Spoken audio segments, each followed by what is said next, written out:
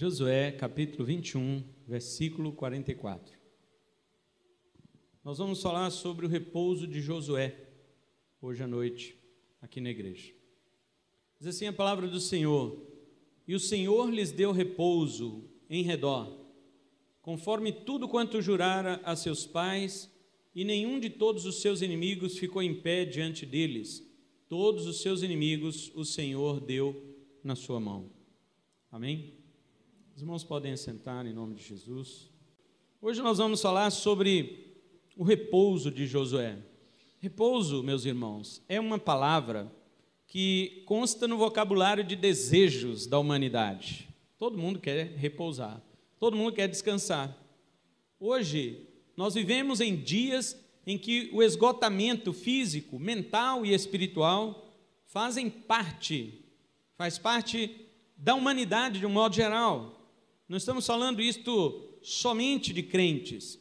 Você pode ver que todas as pessoas hoje reclamam de estafa, de estresse. A nossa geração é perturbada por esse mundo acelerado que nós vivemos, e parar para descansar é quase que sinônimo de preguiça. As pessoas vão entender errado e vai dizer: mas por que você está ainda dormindo? Os passarinhos já estão cantando. Mas que hora que o passarinho vai dormir também, né? O passarinho já está cantando, tá? Mas 5 horas da tarde ele já tinha parado de cantar. Então, as pessoas acham que repousar, que descansar é um momento ruim. Você vai ser cobrado pelos outros, não é? E isso faz o quê? Faz com que nós apenas almejemos, desejemos descansar e não descansamos. Você vê, as pessoas hoje desperdiçam o sono. Elas desperdiçam com muitas coisas, com internet, com jogos, elas desperdiçam com filmes, elas desperdiçam com outras coisas, preocupações de coisas que ainda nem aconteceram. Elas não conseguem dormir e esperam por um tempo de descanso que nunca chega. Você vê as pessoas hoje falando assim: quanto tempo eu não viajo, quanto tempo eu não tiro férias. Por quê? Porque existe uma cobrança pela produção, e isso impede que as pessoas sequer durmam. As pessoas, elas quando dormem, elas já estão estragadas, não conseguem mais permanecer acordadas, elas são vencidas, mas o seu sono não é de descanso, porque a mente está em ocupação. Eu disse uma vez para os irmãos que para você ter o sono REM, você precisa realmente de uma profundidade e concentração psicológica, porque o sono que de fato descansa é aquele que, quando você lembra do seu sonho, ele não teve nada a ver, porque o sonho são os pensamentos desorganizados do inconsciente, e quando você dorme, o consciente ele tem que descansar e o subconsciente ele tem que se expor. Então, isto significa que você descansou. É quando você sonha e fala: mas eu sonhei que era uma árvore, daí a pouco já era um homem, já era não sei o quê. É isso mesmo, isso significa que você descansou. Agora, aquela pessoa que sonha tudo organizado, tudo certinho, quando acorda e fala: é isso aí, ele não descansou, porque o consciente dele não baixou. Então, hoje as pessoas, ainda que durmam o corpo, a mente não descansa. Agora, eu estou falando aqui de repouso físico e mental. Poderia falar muito mais para que nós aprendamos, pelo menos, a repousar a mente e o corpo, mas eu não vou falar sobre isto. Por quê? Porque existe um cansaço pior. Existe o cansaço espiritual na vida dos crentes. As pessoas hoje, elas não estão somente estafadas na sua mente, no seu psicológico e no seu corpo físico, elas estão estafadas espiritualmente. Essas pessoas, elas estão atrofiadas, elas estão pesadas espiritualmente, elas não desenvolvem, elas não andam, porque em nossos dias você vê, nós moramos aqui no planeta Terra, mas as pessoas não conseguem caminhar por aqui com tranquilidade, com confiança. Nós só encontramos crentes apegados a seus problemas. Você vai conversar com um crente e ele fala assim: rapaz, eu estou com a dificuldade assim, assim, assim. Toda hora ele está. Quem é que não está com dificuldade? Quem é que não está com problemas? Todo mundo, o mundo também. Mas o detalhe, meus irmãos, pensa nisso, é que o mundo lá fora, eles não têm repouso. Isaías diz, o profeta, ele fala, os ímpios não têm paz, diz o Senhor. Só que eu vejo os crentes sem paz também. Eu vejo que os crentes, eles estão sem paz, eles não têm. O Salmo 23, que fala das águas de descanso, que refrigera minha alma, todo mundo sabe de cor, mas ninguém está com a alma refrigerada. Ninguém está descansado no Senhor. As pessoas estão cansadas de... se você tira os cultos porque o povo não vem, então as pessoas falam, mas não tem culto naquela igreja. E quando você coloca os cultos, mas tem culto todo dia. As pessoas não conseguem ter prazer em Cristo Jesus. Elas não conseguem. E é óbvio que vão ficar cansadas. Espiritualmente elas vão ficar abatidas. Veja, todo mundo sabe o Salmo 23 de cor, mas ninguém repousa nos pastos verdejantes. No máximo, estão nas queimadas do Bolsonaro, na Amazônia. Os crentes, eles estão tão aflitos quanto os mundanos. Você conversa com o crente, a esperança dele é a mesma do que o mundo. Você fala para ele assim, aí meu irmão, como é que estão as coisas? Não, rapaz, eu estou lutando por isso e por aquilo. Ele nunca está lutando pelo reino de Deus. Ele está lutando por um emprego melhor, ele está lutando por uma faculdade, ele está lutando por um canudo, ele está lutando por uma família, por um casamento, ele está lutando por uma outra coisa, sempre igual ao mundo, mesma coisa. Qual que é a diferença? Você vai lá no mundo, pergunta para o cara, e aí, mano, como é que está? Ele está, estou lutando pela faculdade, estou lutando pelo... Estou querendo dinheiro, ganhar um emprego assim. Então, a mesma coisa. Qual que é a diferença? Você não vê um crente hoje, você pergunta para ele, fala, e aí, meu irmão? Rapaz, eu estou orando mais. Estou orando mais. Não, você não vê. Rapaz, agora, faz tempo que eu não jejuava, agora eu estou jejuando, hein? Eu estou aqui numa intimidade com a Bíblia que você não faz ideia. Não, você não ouve. Vocês estão quase rindo do que eu estou falando aqui. Vocês estão quase rindo. E eu estou falando de crente. O mundano é lógico. Você vai chegar para o mundano e perguntar para ele, e aí, mano, como é que está com a Bíblia? Que Bíblia? Eu nem tenho Bíblia. Agora, crente, ele vai falar assim, mas rapaz, cadê minha Bíblia? Então, isso é triste. Eu digo para vocês, está escrito aqui no versículo que nós lemos, que o Senhor lhes deu repouso conforme havia prometido. Mas como? Se os inimigos ainda estavam lá. Josué havia vencido grande parte dos inimigos, mas os irmãos podem observar que mais para frente ele fala para as 2,5 tribos, que ficaram do outro lado do Jordão, ele fala assim, olha, ajudem seus irmãos a vencer os inimigos que ainda restam. E ele falou para as 9,5 tribos que ficou do outro lado, ele disse assim, vocês também lutem contra os inimigos e guardem os mandamentos do Senhor. Ou seja, estavam na terra do descanso, mas havia inimigos. Só que a Bíblia diz que Deus deu repouso para eles. Davi, quando ele escreve o Salmo 3, o verso 4, e o Salmo 4, os dois salmos ali, a Bíblia diz que ele está cercado de inimigos. A Bíblia diz que ele tem milhares de gente querendo arrancar a cabeça dele. Arrancar a cabeça. E sabe o que ele diz no Salmo?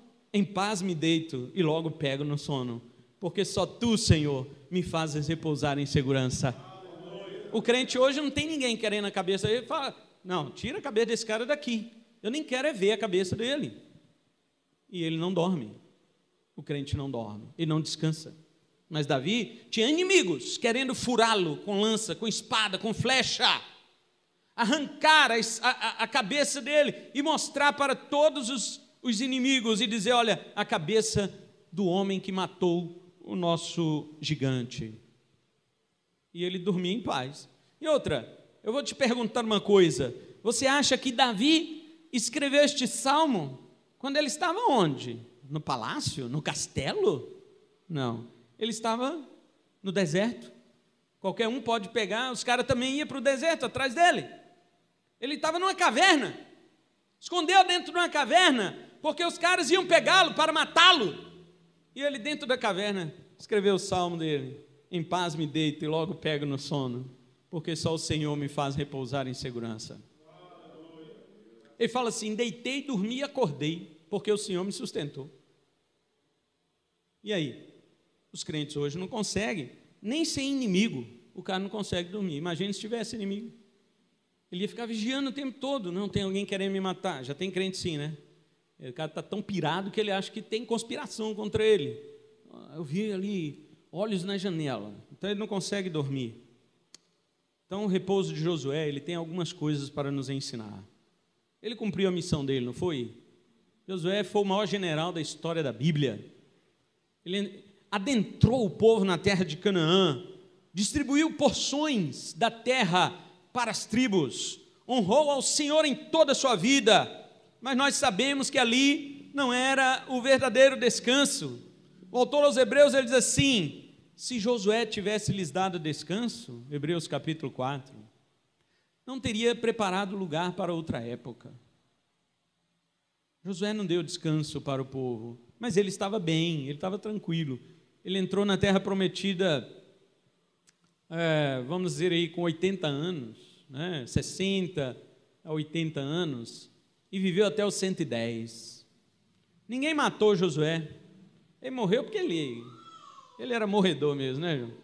Ninguém matou Josué, ele morreu, a Bíblia diz, velho e farto de dias, tranquilo. Josué morreu tranquilo. Nenhum dos seus inimigos pôde tirar a sua vida. E mesmo assim, ele estava na terra do repouso que o Senhor prometeu aos filhos de Israel. Agora, nós sabemos que ali não era o verdadeiro descanso. Então vamos ver na mensagem de hoje a progressão do ensino pedagógico de Deus acerca do descanso de Josué para os nossos dias. Em primeiro lugar, o antecedente do repouso de Josué. O repouso de Josué, irmãos, tem um antecedente. E esse antecedente começa lá na criação, no 7º dia, quando Deus descansou de toda a obra que Deus havia feito. Em Gênesis, capítulo 2, eu sei que esta mensagem vai agradar o Wesley, né? 7º dia, né, Wesley?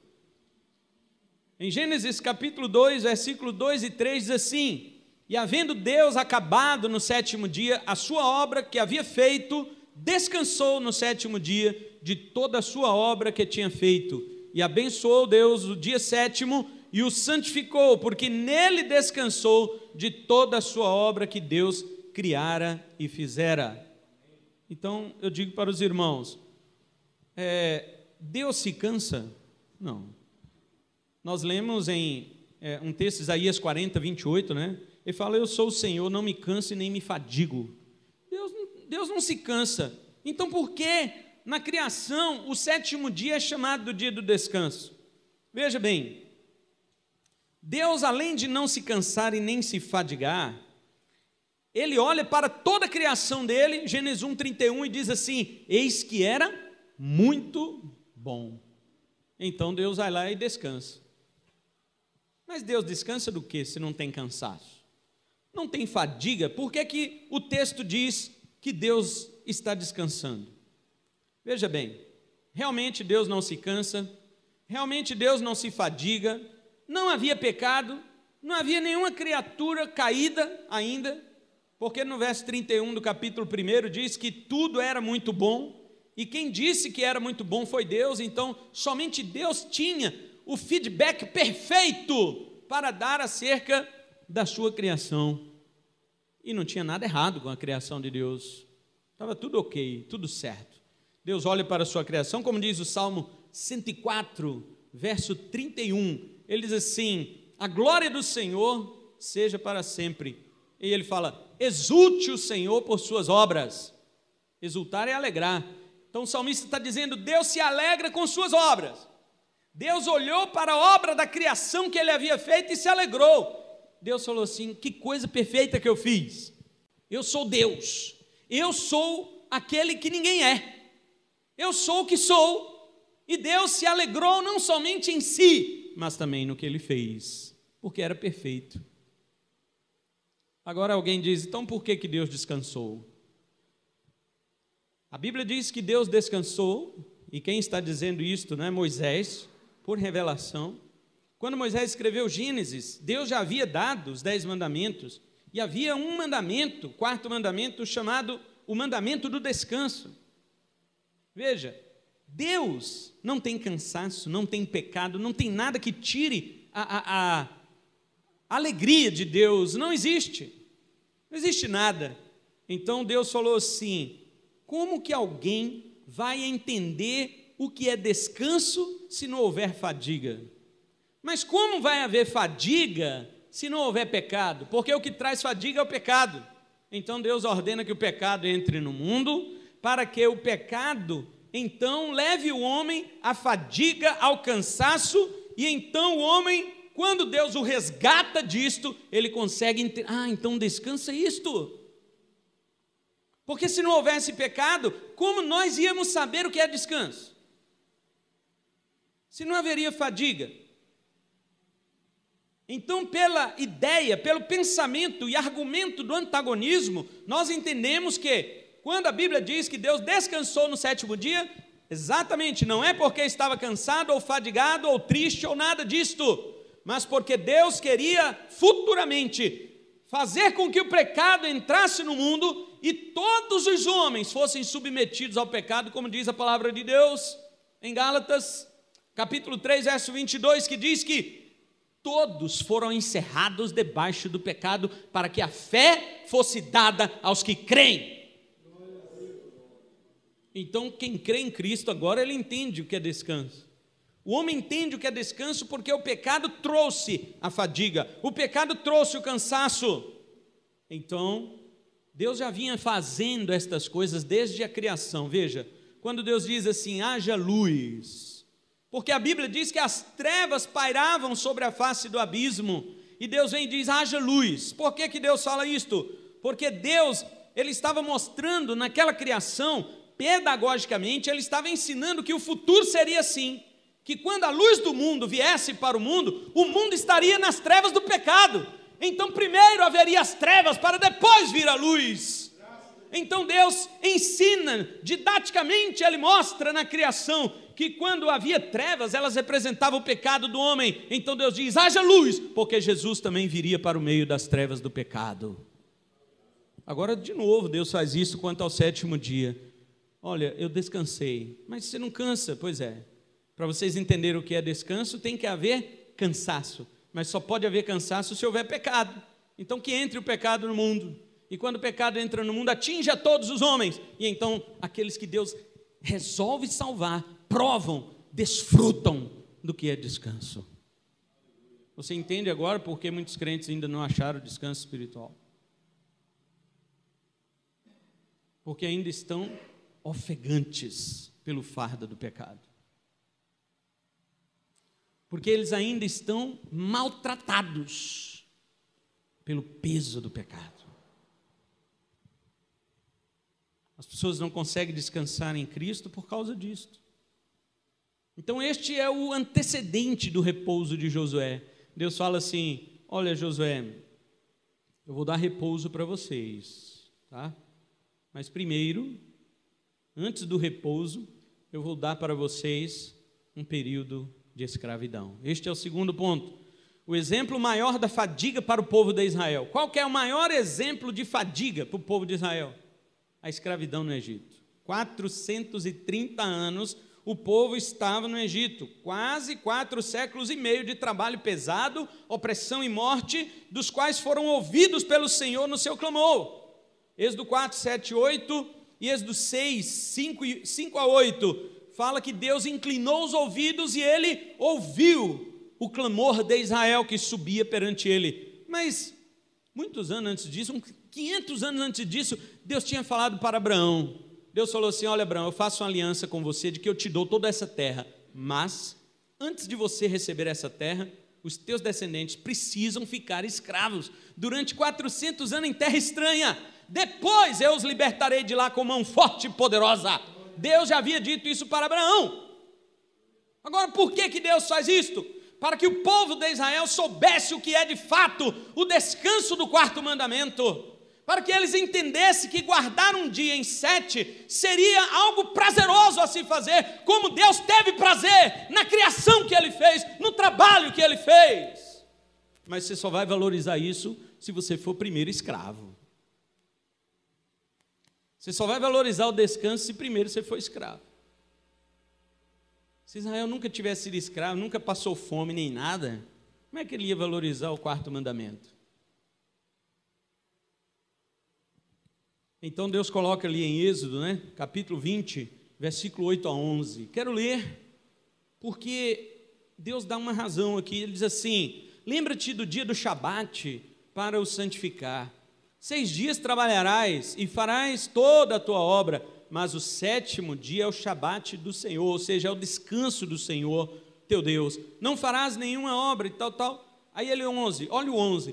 Porque em 6 dias fez o Senhor os céus, a terra, o mar e tudo que neles há, e ao 7º dia descansou. Portanto, abençoou o Senhor o dia do Shabat, o dia do descanso, e o santificou. Deus já fez isso para nós. Por isso que Jesus diz que o sábado foi feito por causa do homem, porque o homem é pecador, e ele precisa saber o que é o descanso do pecado.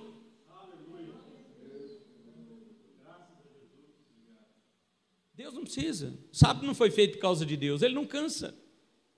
O sábado foi feito por causa do homem, porque o homem foi atingido pelo peso do pecado, e aí, liberto, ele vai saber valorizar o descanso. Agora vamos para Deuteronômio, porque em Deuteronômio, Moisés repete a lei para os filhos de Israel. Os irmãos sabem que Deuteronômio, Moisés já está falando com os filhos daqueles que haviam recebido os mandamentos em Êxodo. Já não eram mais eles haviam morrido. Eles estão aqui à beira da terra prometida. Então Moisés está falando com os filhos dele e repete os 10 mandamentos no capítulo 5 de Deuteronômio. E ele diz assim, no verso 12 ao 15, olha só: guarda o dia do Shabat, para o santificar como te ordenou o Senhor teu Deus. 6 dias trabalharás e farás toda a tua obra, mas o 7º dia é o descanso do Senhor teu Deus. Agora no verso 15, lá em Êxodo era por quê? Porque Deus havia criado, Agora olha o verso 15. Porque te lembrarás que foste servo na terra do Egito, e que o Senhor teu Deus te tirou dali com mão forte e braço estendido, pelo que o Senhor teu Deus te ordenou que guardasses o dia de descanso. Entende agora? Por que este mandamento? Este mandamento, ele tem 2 recados. Ele aponta para 2 coisas. Primeiro, aqui em Deuteronômio, ele aponta para o período em que você foi escravo do pecado e precisa ter o descanso no teu libertador, no teu salvador, que é Jesus. Agora lá em Êxodo, ele significa outra coisa. Ele quer dizer que todo aquele que foi liberto por Jesus, ele tem prazer no seu descanso, como Deus teve prazer também no seu descanso e em sua obra. O verdadeiro crente tem prazer na obra de Cristo. É por isso que ele descansa em Jesus. Eu estava falando com um adventista e dizia para ele assim: meu filho, vamos falar logo sobre o sábado, porque é o que mais te interessa, é o que mais demora. Mas vamos falar logo sobre ele. Primeiro, eu quero te dizer, você guarda um dia, e eu sou guardado por uma pessoa. O dia aponta para uma pessoa. O dia você guarda, porque aponta para uma pessoa, mas quando chega a pessoa, é ela que te guarda. Então você guarda o sábado e eu sou guardado por ele. Acabou, não tem mais conversa. Porque não guardamos mais um dia enquanto esperamos o seu cumprimento. Chegou o cumprimento, agora ele é que nos guarda. Por isso ele diz: o Filho do Homem, ele é Senhor do sábado. Ele é Senhor, ele é maior, ele é dono, ele é o sábado é só meu colega, porque Jesus é meu Senhor também. Então o sábado é só meu colega de trabalho. O sábado serve ao Senhor assim como eu sirvo ao Senhor, mas eu descanso nele. Então acabou ali a conversa. Então veja, existem 2 coisas. Você precisa lembrar da escravidão, do peso, do cansaço que o pecado trouxe para você, e então desfrutar do repouso que o Senhor te dá. É isso que significa o mandamento. Então, esta é uma verdade que nós deixamos escapar. E eu quero passar logo para o terceiro ponto desta mensagem, que é a falha em observar o descanso, mesmo na terra do descanso. Veja, Josué 21, 44, que nós lemos, diz que o Senhor lhes deu repouso de todos os lados, não é? Enquanto Israel guardava o dia do descanso, para se lembrarem sempre de que haveriam de possuir uma terra para descansar, Deus agora os coloca nessa terra por meio de Josué, cujo nome é o mesmo significado do nome de Jesus. Os irmãos sabem, eu já disse isso aqui, que o nome Josué vem do hebraico Yehoshua, e o nome Jesus vem do hebraico Yehoshua. Josué e Jesus é o mesmo nome, e ambos têm o mesmo significado. Yehoshua quer dizer o Senhor salva. Veja, não é em vão que Josué tem esse nome, porque na realidade o nome de Josué antes era Oséias, que é a mesma coisa de Josué, só que está ao contrário, né? No hebraico ele está invertido. Ioshua, né? Josué. Aí você inverte aqui, Shua e A, Osé e Ias. No português fica assim. Osé é de Shua, que é salvação, e Iá, Osé e Iá. Iá é de Yahvé, o Senhor. E Jô, no hebraico não tem a letra J, é Iô, Iá. No início da palavra é de Yahvé, Senhor. Shua, salvação. Então, Oséias é só o inverso de Josué.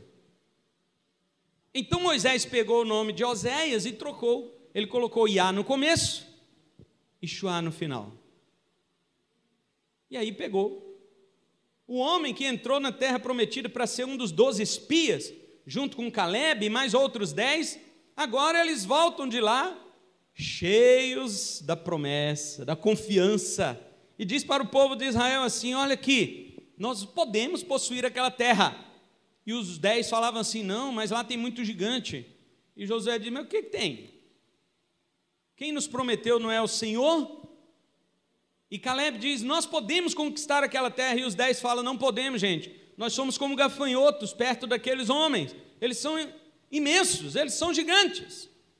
E a Bíblia diz que o povo queria apedrejar Josué e Caleb. Vamos matar Josué e Caleb, porque Josué e Caleb querem que nós entremos na terra para nós morrermos. Então, antes que eles nos matem, entrando na terra, nós matamos eles dois aqui. A Bíblia diz que eles queriam matar os dois. Então, Josué diz: mas o que é um gigante perto do nosso Deus? Assim como Davi, né?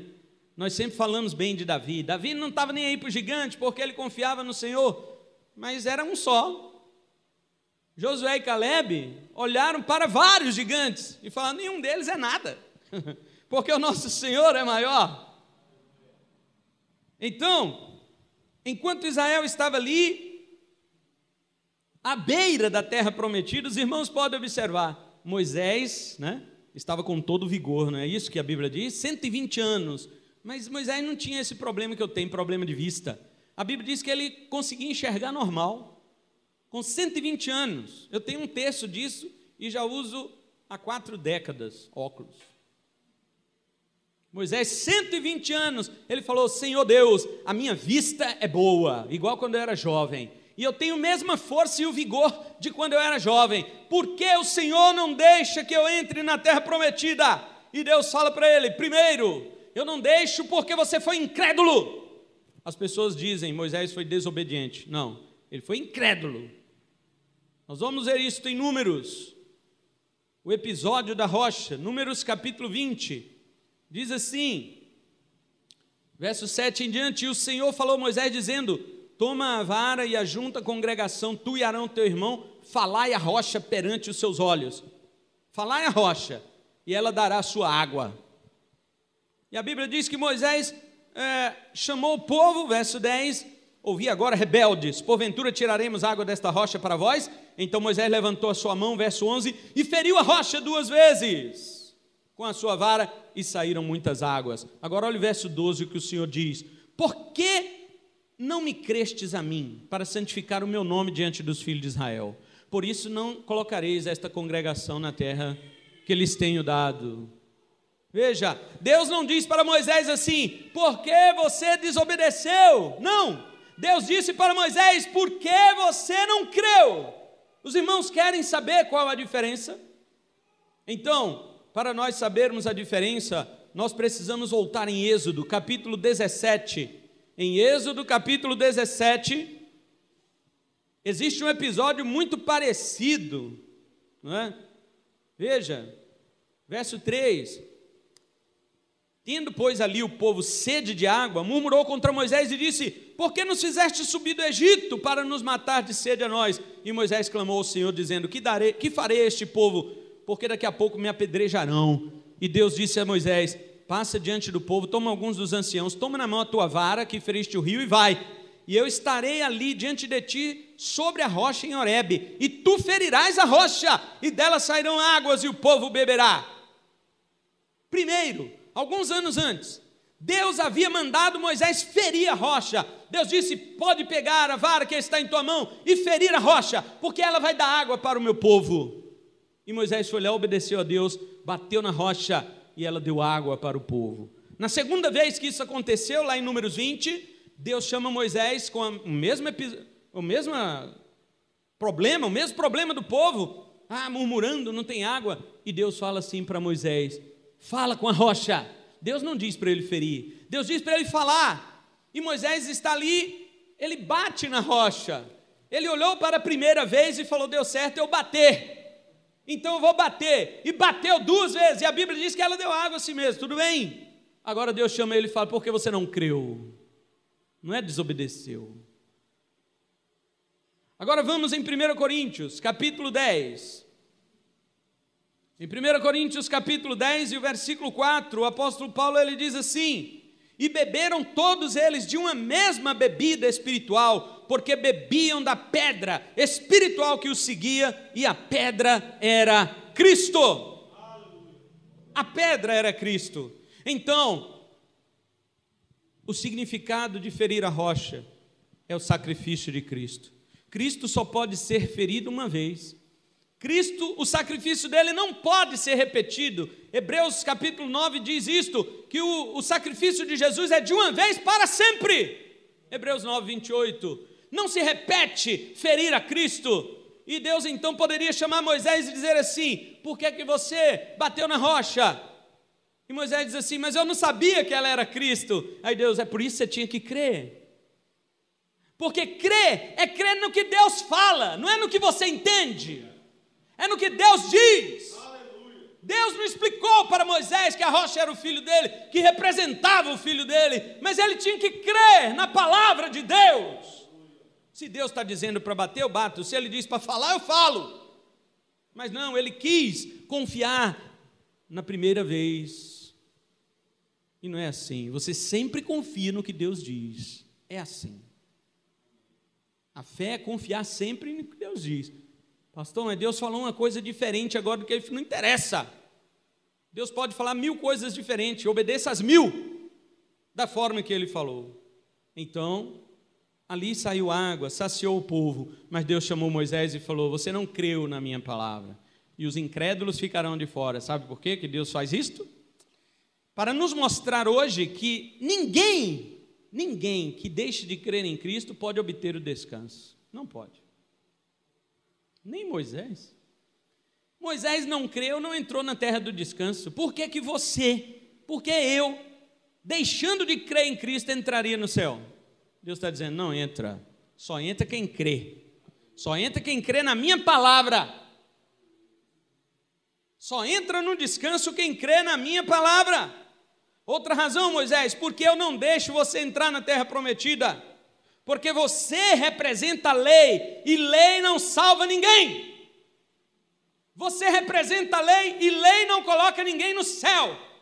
Mas Yehoshua coloca. Por isso eu designei Josué, que é Yehoshua, que tem o mesmo nome do meu filho, que vai vir daqui a 1000 anos, 1500 anos ele vai vir, com o mesmo nome de Yehoshua. Yehoshua, Jeová salva, coloca o povo na terra prometida. Jesus, Yehoshua, Jeová salva, coloca os que creem na eternidade, na glória com o Pai. É isto que Deus está nos ensinando. Lei não salva, Moisés, você fica aí. Yehoshua salva, Josué, pode entrar. Agora, dentro da terra do repouso, Israel ainda tinha duas coisas para fazer. Capítulo 23, Josué, verso 5, fala que eles tinham que ainda lutar contra os seus inimigos.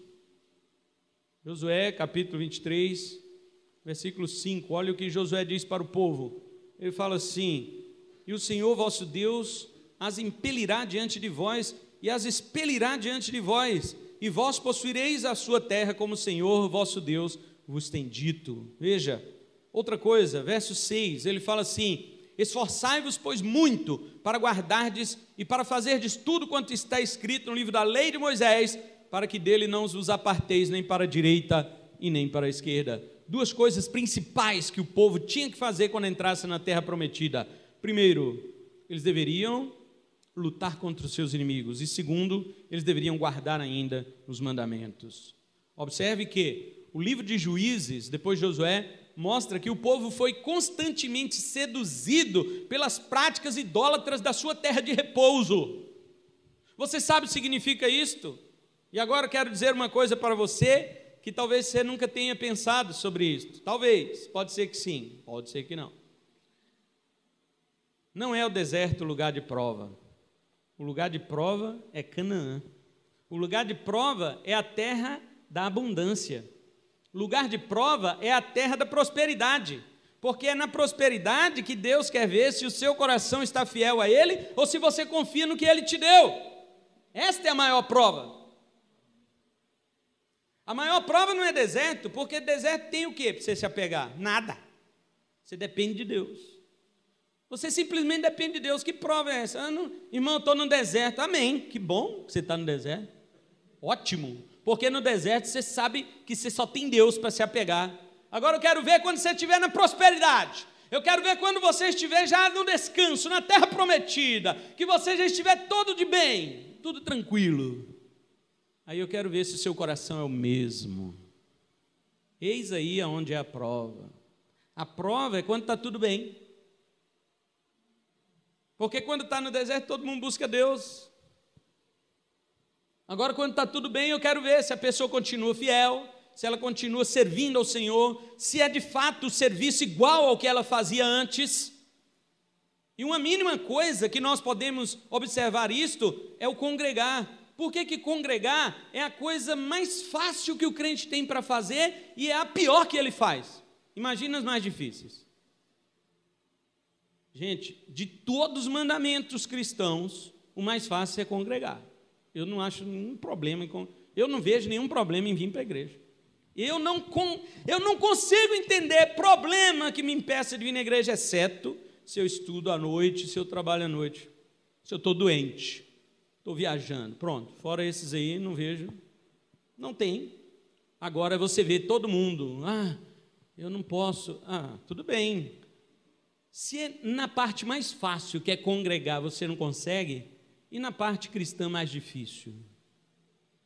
Ontem eu preguei no Embratel sobre uma frase de Jesus: tome a sua cruz.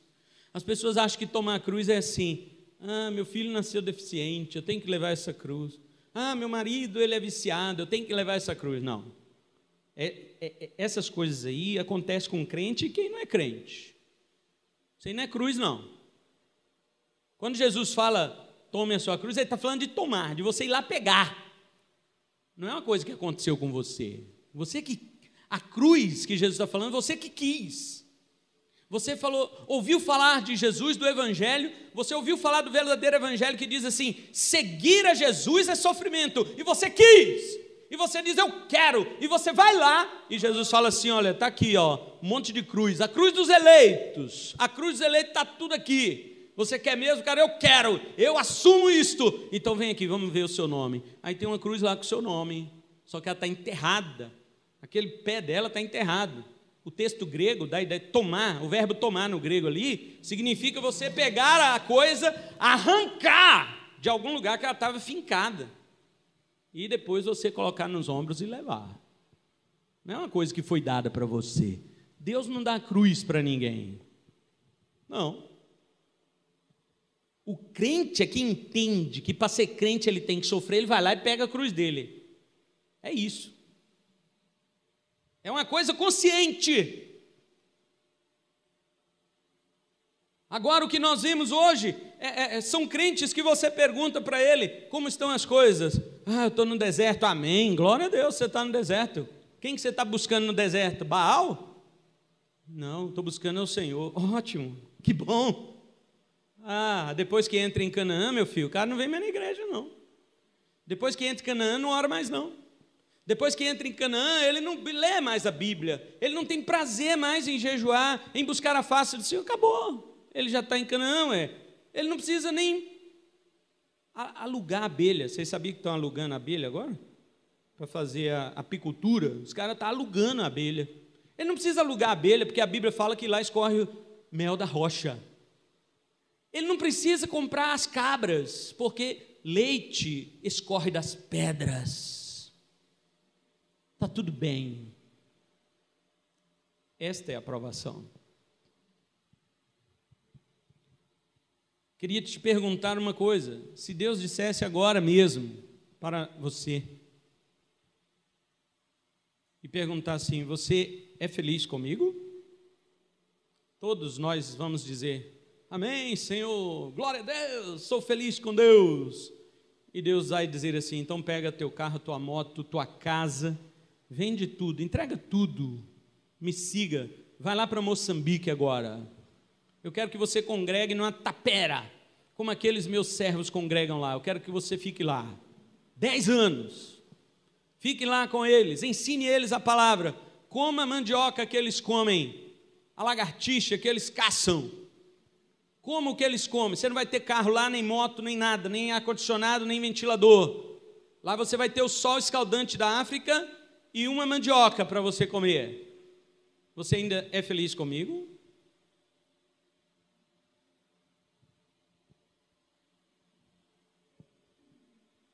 Ou seja, somos crentes. Canaã nos agrada. Canaã é a vida boa. Pastor, mas já passei por muita luta, né? É lógico que eu tenho que estar em Canaã agora. Pois é, tudo bem. Não vou descartar isso, não. Amém. Tá bom, tá bom. Você acha que merece, tá bom. Mas tem um detalhe. Israel, quando estava em Canaã, adorou os ídolos daquela nação. Israel, quando estava em Canaã, se encantou com os pecados daquelas nações. E aí? Talvez Deus ter te dado esta vitória para você hoje. Pastor, quando eu era jovem, né? Era uma pindaíba, não tinha dinheiro nem para comprar um lanche, né? Nem namorada eu não podia levar no lanchonete, porque chegava lá eu tinha que pagar dela e a minha ainda. Então, era assim. Hoje não, eu sou um cara próspero e tal, abençoado e tal. Mas você transformou isto em deuses? Você transformou isso em idolatria? Você vai dizer para mim: claro que não. Qual crente que quer ser chamado de idólatra? Nenhum. Nem católico gosta, e olha que eles são. Eles não gostam de ser chamados de idólatra. Imagina crente. Agora, a pergunta é: então deixa tudo, vamos para Moçambique, 10 anos lá sem nada disso que você tem. Aí eu quero ver. Guarda isso. Lugar de prova não é o deserto, é Canaã. O livro dos reis também mostra, todos os livros dos reis, de crônicas, mostram que o povo caminhou pela idolatria. O que aconteceu, os irmãos já sabem. Cativeiro, não foi isso? Cativeiro assírio, cativeiro babilônico. Os maiores profetas que falaram sobre a profanação do dia de sábado foi Jeremias e Ezequiel. Vários profetas denunciavam o povo para o cativeiro, dizendo o seguinte: olha, vocês estão indo para o cativeiro por causa de duas coisas básicas. Primeiro, idolatria. Segundo, injustiça social. Mas há 2 profetas na Bíblia que falam mais de alguma coisa. Eles falam: porque vocês profanaram meus sábados, vocês estão indo para a terra do cativeiro. Sabe o que Deus está dizendo? Vocês não confiaram que na terra do descanso, guardar um dia, era confiar em mim. Vocês não confiaram que eu sou o seu descanso, então eu vou levar vocês para uma terra onde vocês vão ficar cativos, onde vocês vão ficar debaixo do domínio de outro rei, e não a mim, para que vocês entendam que era em mim que vocês tinham que ter descansado, era em mim que vocês tinham que ter prazer, Era em mim que vocês tinham que ter confiado. Jeremias, Ezequiel diz que é por isto, porque profanaram os meus sábados. Você está achando que é porque não guardavam um dia da semana? Que eles foram para o cativeiro? Não! Eles foram porque não confiaram que Deus era o seu descanso. Assim como os crentes hoje vivem no cativeiro do estresse, vivem no cativeiro da depressão, vivem no cativeiro da tristeza, vivem no cativeiro de todo tipo de ativismo que eles não conseguem, porque não conseguem descansar. Não conseguem descansar em Cristo. Cristo é meu descanso. Não. Falar, sim, nós falamos, mas não conseguimos descansar em Cristo. Então o que Deus fez? Salmo 95, abre lá. Salmo de número 95 e o versículo 11, Deus fala bem assim, verso 10 e 11. 40 anos estive desgostado com essa geração e disse, é um povo que erra de coração e não tem conhecimento dos meus caminhos. Verso 11 agora, por isso jurei na minha ira que não entrarão no meu repouso. Olha aqui, meus irmãos, para mim. Deus falou, vou lhes dar uma terra de repouso. O povo desconfiou de Deus. O Senhor nos dá descanso? Não dá, não. Aí Deus falou, vocês não estão acreditando? Não. Pegou o povo, colocou na terra do repouso, destruiu os inimigos. Tinha guerra lá em Israel, lá na terra prometida, que eles não precisavam lutar. Eles não precisavam. Deus mandava vespas. E o povo saía correndo das vespas. Israel vencia a guerra. Deus mandava chuva, trovão, relâmpago, raio no arraial do povo, e eles, está queimando, e vazava. Israel vencia as batalhas, Deus mandava leões, animais selvagens para combater a favor do seu povo, e Deus está dizendo para eles, olha aí, vocês incrédulos, eu estou colocando vocês na terra do repouso, como eu prometi, eu tenho palavra, eu velo pela minha palavra para fazê-la cumprir, Deus está dizendo, mas eles não acreditaram. E Deus falou, então vocês não vão entrar no meu repouso. Salmo 95. Então vocês não vão entrar. Vocês não creram, não? Então vocês não vão entrar. Hebreus. Vamos lá, capítulo 4. Para nós encerrarmos, então, vamos falar disto. Hebreus, capítulo 4.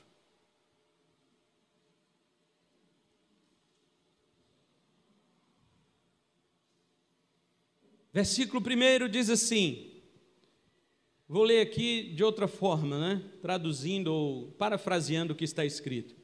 O autor dos Hebreus diz assim, eu tenho medo que, porventura, Deus tenha dado a promessa de entrar no seu repouso, mas algum de vocês esteja ficando para trás. Verso 2, porque também para nós foi pregado o evangelho como para eles, para os judeus antigos, mas a palavra da pregação não aproveitou nada para eles. Por quê? Não estava misturada com fé. Agora, o versículo 4. Porque num certo lugar Deus fala assim, eu repousei das minhas obras no 7º dia. No verso 5. Mas outra vez diz, não entrarão no meu repouso. Por que Deus está dizendo isto? Eu descansei no 7º dia, mas vocês não entrarão no meu repouso. Por quê? Deus está dizendo, vocês não sabem ter prazer em mim. Eu tenho prazer naquilo que eu criei, e o descanso do 7º dia significa eu olhar para o que eu criei, ter prazer naquilo, amar o que eu fiz e me deleitar naquilo que eu criei. Mas vocês não, vocês olham para mim, desconfiam de mim, dizem que eu não dou descanso, eu enfiei vocês na terra do descanso, e mesmo assim vocês se contaminaram com os pecados que existem naquela terra que era para ser o descanso, ou seja, vocês se encantaram mais com as coisas da terra do descanso do que com o Deus que lhes deu o descanso. Então vocês não vão entrar no meu descanso. E os irmãos sabem o que é o verdadeiro repouso. Qual que é o antagonismo que contrasta com Deus? É o pecado. Porque Deus criou todas as coisas sem pecado, mas precisava entrar o pecado no mundo. Precisava Israel ser escravo no Egito, porque a sua realidade da escravidão lá no Egito é a realidade do pecado de todos nós. Israel escravo 430 anos no Egito significa todo ser humano escravo do pecado. Faraó tem um apontamento para Satanás. O Egito aponta como para o mundo. Não tem crente que vem para a igreja e ele diz assim: ah, lá no mundo eu podia fazer isso, agora que sou crente eu não posso mais. É o mesmo do povo de Israel no deserto, falando: ah, eu preferi o Egito, que lá tinha carne, tinha bife acebolado, lá tinha alho poró. Nem sei o que é isso, mas deve ser gostoso. E o povo de Israel falava lá, eu queria o bife do Egito. Tem crente que está aqui na igreja, mas o coração dele está voltado para o mundo. Ah, quando eu podia pegar uma mulherzinha, uma neguinha e colar dançado nela. Ah, que saudade. Tem crente que saiu da igreja e falou assim: estou saindo da igreja porque nós não podemos dançar. Falei: pode dançar, você não é casado, pega sua mulher e dança. Põe uma música lá dentro de casa e dança com ela. Não tem graça, tem que dançar com um monte de velho junto. Ou seja, a pessoa está com saudade do bife, sei lá.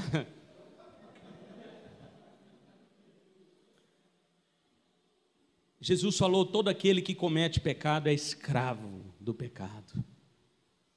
Mas em outra parte, Jesus diz assim: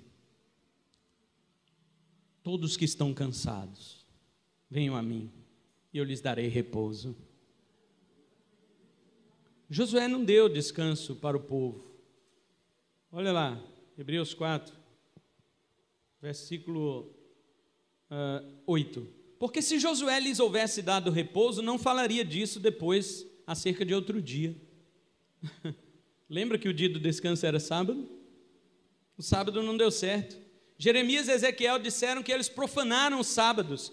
Então, já que não deu certo o dia de sábado, olha o que Deus fala agora. Capítulo 4 de Hebreus, versículo 6 e 7, presta atenção. Visto, pois, que resta que alguns entrem neste dia, no descanso, e aqueles a quem primeiro foram pregado o evangelho, que são os judeus lá de Moisés, não entraram por causa da desobediência, determina então outra vez um certo dia chamado hoje, dizendo por meio de Davi, muito tempo depois, como está escrito: hoje, se ouvirdes a sua voz, não endureçais os vossos corações. Olha, o povo não guardou o sábado, então o sábado não pode ser descanso para ninguém. Então, já que o sábado deu errado, Deus determina outro dia, e este dia se chama hoje. Este dia é agora. É o dia de crer no Senhor, e isso está ligado à pregação do Evangelho. Pregue o Evangelho todo dia, porque todo dia é um sábado para alguém, todo dia é um descanso para alguém. Pregue o Evangelho para as pessoas, porque as pessoas, elas ouvirão falar do repouso de Jesus. Elas ouvirão falar que existe um descanso espiritual para o seu fardo pesado de pecado. Diga para as pessoas que não existe mais sábado, não existe domingo, existe um dia que se chama hoje, e este dia que se chama hoje é da pregação do Evangelho. Se hoje ouvir a voz do Espírito, não endureça o seu coração. Esse é o descanso do povo de Deus. Vamos nos colocar em pé. No verso 10, o autor aos Hebreus diz assim: porque aquele que entrou no seu repouso, ele mesmo repousou de suas obras, como Deus das suas. Quem foi que entrou no seu repouso como Deus? Foi Jesus. Deus fez sua obra da criação em 6 dias. E então estabeleceu o 7º. Deus falou: eu vou tirar um dia para eu entrar nele e descansar nele. Então Deus fez isso. Quando Deus entra neste 7º dia, Deus olha para toda a obra que ele havia feito e ficou satisfeito. E o autor dos Hebreus está dizendo que aquele que entrou no seu repouso também descansou de suas obras como Deus das suas. Foi Jesus. Jesus, quando esteve na terra, ele fez todas as obras de Deus, tudo que Deus havia mandado. A última obra de Jesus era morrer pelo povo eleito, e Jesus falou: Pai, aqui estou para fazer a tua vontade. Qual que é a tua vontade? E o Pai diz: é que você morra, é que você pague pelos pecados do povo que eu escolhi e te dei. E Jesus Eu marcharei para a cruz, meu Pai. Eu comprarei o descanso deste povo, eu pagarei o descanso deles. E então, quando Jesus vai para a cruz, ele morre, entrega a sua vida, ele é sepultado, ele é ressuscitado pelo poder do Pai. E diz Isaías, capítulo 53, verso 11, ele verá o fruto do penoso trabalho da sua alma e ficará satisfeito. Assim como o Pai criou tudo em 6 dias, e do 7º dia olhou para a criação e ficou satisfeito, o Filho de Deus fez toda a obra da redenção. E quando ele ressuscitou, ele olhou para trás e viu sua obra perfeita diante de Deus e ficou satisfeito. Jesus olha para o futuro também e vê você, ele vê a mim como fruto do seu penoso trabalho. E ele diz, ali estão os filhos que o Senhor me deu. O autor aos Hebreus diz que Jesus se apresenta assim diante do Pai. Capítulo 2, verso 12 e 13, dizendo, anunciarei o teu nome a meus irmãos e cantar-te-ei louvores no meio da congregação, e outra vez porei nele a minha confiança, e outra vez, eis-me aqui, a mim e aos filhos que Deus me deu. Jesus pegou cada um de nós, os filhos que Deus deu para ele, e diz, paguei, ó Pai, pelo descanso deles, estou satisfeito. O Pai teve prazer na obra da criação, e o Filho teve prazer na obra da redenção. Por isso no 4:10 diz que aquele que entrou no seu repouso, que é Jesus, repousou de suas obras como Deus das suas. E então ele diz assim, portanto ainda resta um repouso para o povo de Deus.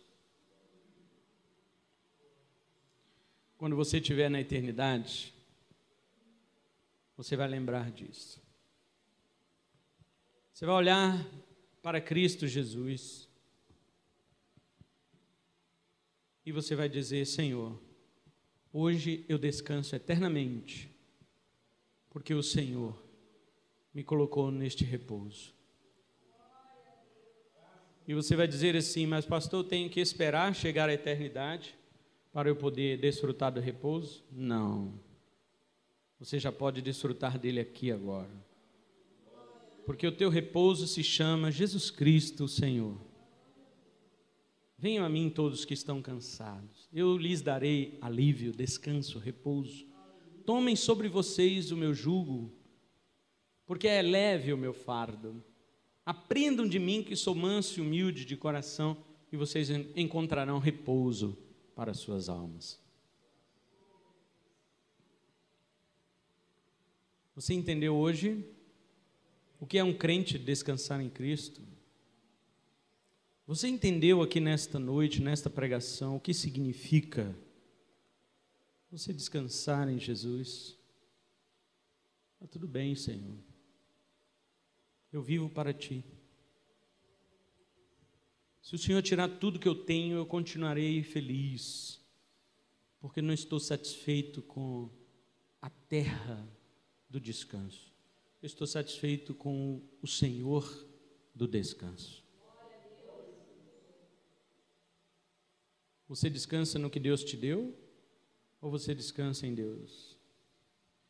Se descansa em Deus, não interessa o que você tem ou deixou de ter. Mas se você tem medo de perder o que tem, então você não descansa em Deus.